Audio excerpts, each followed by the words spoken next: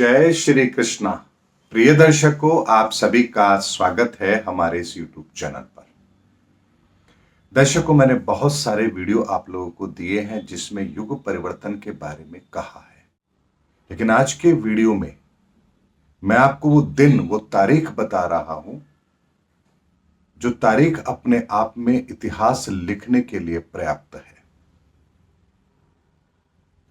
और उस दिन की ग्रहों की गणना, जो लोग ज्योतिष को जानते हैं, समझते हैं, यदि उस दिन की गणना को करेंगे तो सारे रहस्य उन लोगों के सामने अवश्य आ जाएंगे। यदि वो ज्योतिष विद्या के अंदर पारंगत हैं और ग्रहों की स्थिति को समझने में सक्षम है, उसका विश्लेषण करने में सक्षम है, तो वो इस दिन की परिस्थिति को बहुत आसानी से समझ भी पाएंगे।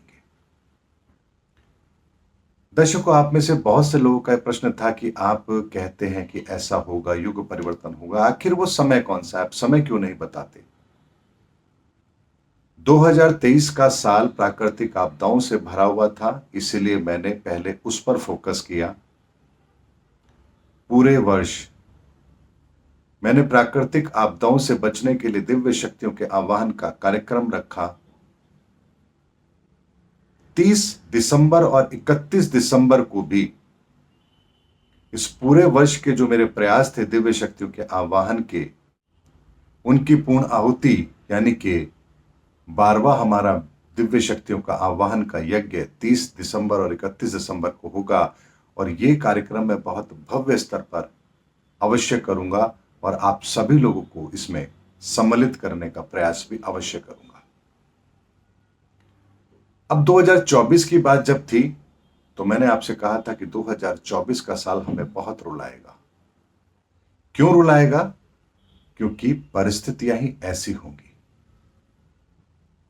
अब 2023 महत्वपूर्ण है, उसके बाद 2024 महत्वपूर्ण है, तो मैं पहले ही उससे आगे की बात आप लोगों के सामने रखूं, ये बात ठीक नहीं है। इसीलिए मैंने समय का इंतजार किया था कि सही समय आने पर मैं आप लोगों के सामने वो तारीख भी रखूंगा, वो दिन भी बताऊंगा आपको। 2024 अब आने को है और अब 2024 के अंदर उन परिस्थितियों का निर्माण अप्रैल के बाद से बहुत तेजी से होने लगेगा जो उस महाविनाश की लीला को अंतिम रूप देगी। और 2025, अब ध्यान से सुनिए, 2025 30 मार्च 2025, इस दिन के ग्रहों का आप आकलन कीजिए। मैं स्क्रीन पर एक आपको 30 मार्च 2025 के ग्रहों की स्थिति का एक आकलन यानी उसका एक कुंडली बना करके आप लोगों के सामने रख रहा हूं, आप उसे जरा ध्यान से देख लीजिए। मीन राशि, बृहस्पति की राशि में 6 ग्रहों की युति है। केवल मंगल और बृहस्पति बाहर हैं और केतु की दृष्टि भी उसी स्थान पर है जहां 6 ग्रहों की युति है। अब आप अगर इन 6 ग्रहों की युति को ध्यान से देखेंगे तो आप देखिए, अमावस्या तिथि के आसपास का समय है। सूर्य और चंद्रमा दोनों एक साथ एक राशि में है। शनि सूर्य भी साथ में है। नीच का बुध है, उच्च का शुक्र है। राहु और सूर्य का ग्रहण भी बनता है, यानी बहुत सारे विचित्र संयोग एक राशि के अंदर। यानी यहां पर मित्र ग्रह भी साथ हैं, शत्रु ग्रह भी साथ हैं। और युद्ध के मैदान में क्या होता है, वहां पर शत्रु की सेना भी होती है और आपकी सेना भी होती है। यानी एक ही स्थान पर आमने सामने उन स्थितियों को हम बनते हुए देखते हैं जब भी महाविनाश होता है या युद्ध होता है। और 6 ग्रहों की युति मीन राशि के अंदर स्थित होने का अर्थ यह है कि मीन राशि अर्थात धर्म की राशि, धर्म की स्थापना के लिए 6 ग्रहों की युति एक साथ, उस पर केतु की दृष्टि अर्थात न्यायोचित व्यवस्था के लिए यह कार्य हो रहा है। मंगल इससे अलग है, बृहस्पति इससे अलग है। लेकिन सूर्य, चंद्रमा, बुध, शुक्र, राहु और शनि, शनि सूर्य की युति आपको पता है क्या फल देती है, दोनों में बनती नहीं है। राहु सूर्य का आपस में क्या संबंध है ये भी आपको पता है। ऐसे में ये परिस्थितियां 30 मार्च 2025, ये इस दिन की ग्रहों की परिस्थिति ये बताती है कि इससे पूर्व ही यानी कि 2024 के बाद से ऐसी परिस्थितियों का निर्माण होना आरंभ हो जाएगा जो 2025 के आरंभ होने के साथ ही ऐसी विषम परिस्थिति को जन्म देगा कि इस संसार के अंदर एक बहुत बड़े परिवर्तन की रूपरेखा तय हो चुकी होगी और ये समय बहुत विकट है। इस समय को देखने के पश्चात ही उसके आगे की बात हमें करनी चाहिए। 2025 का ये समय हमें जो कुछ देकर जाएगा, जो कुछ शेष होगा, उसके पश्चात ही हम 2026 या 2027 की बात करेंगे। उससे पहले ये बात करना बेईमानी होगा, हम लोगों के साथ अन्याय होगा। इसीलिए मार्च 2025 की परिस्थितियां बहुत विकराल रूप को दर्शाती हैं और जब जब इन 6 ग्रहों की युतियां बनी है ब्रह्मांड में, तब तब इस संसार में कोई ना कोई बड़ा विनाश का कार्य अवश्य हुआ है। आप चेक कर लीजिए, जब जब 6 ग्रहों की युति बनी है ब्रह्मांड में, तब तक किन क्रांतियों का जन्म हुआ है, किन महाविनाश की लीलाओं का जन्म हुआ है, आपको उत्तर अवश्य मिलेगा। लेकिन हर बार ये जो 6 ग्रहों की युति बनती है अलग अलग ग्रहों के साथ बनती है, लेकिन इस बार की जो 6 ग्रहों की युति है ये बड़ी अलग है। अलग क्यों है?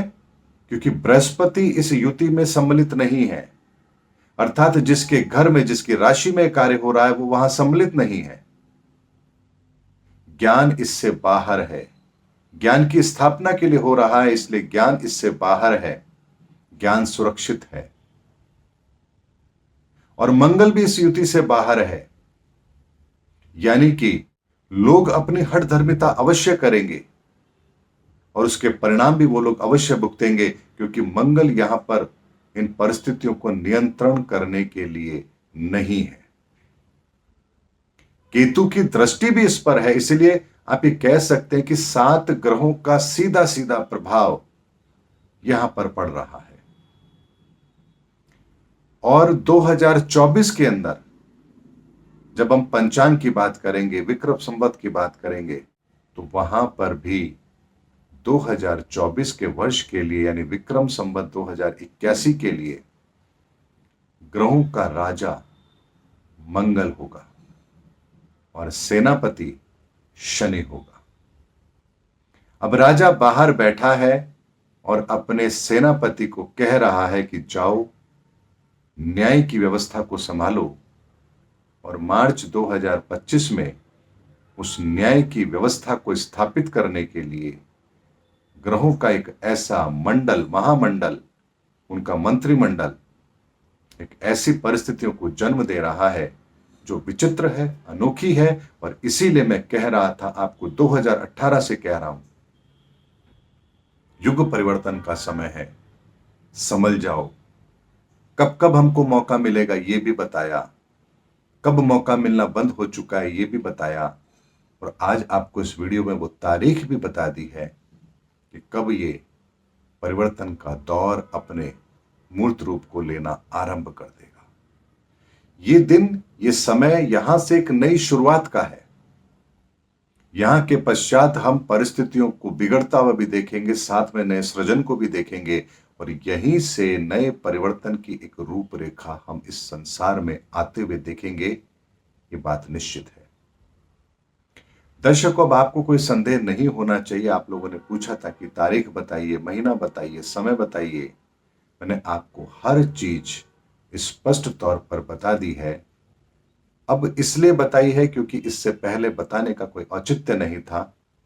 2023 को हमें प्राकृतिक आपदाओं से बचाना था और 2024 के लिए भी हमें प्रयास तो करने पड़ेंगे, लेकिन 2024 का प्रयास बचाव का नहीं होगा, बल्कि हमारे घाव पर हमारी तकलीफों पर मलहम लगाने का होगा, क्योंकि बचाव का रास्ता बीत चुका है, बचाव का समय बीत चुका है।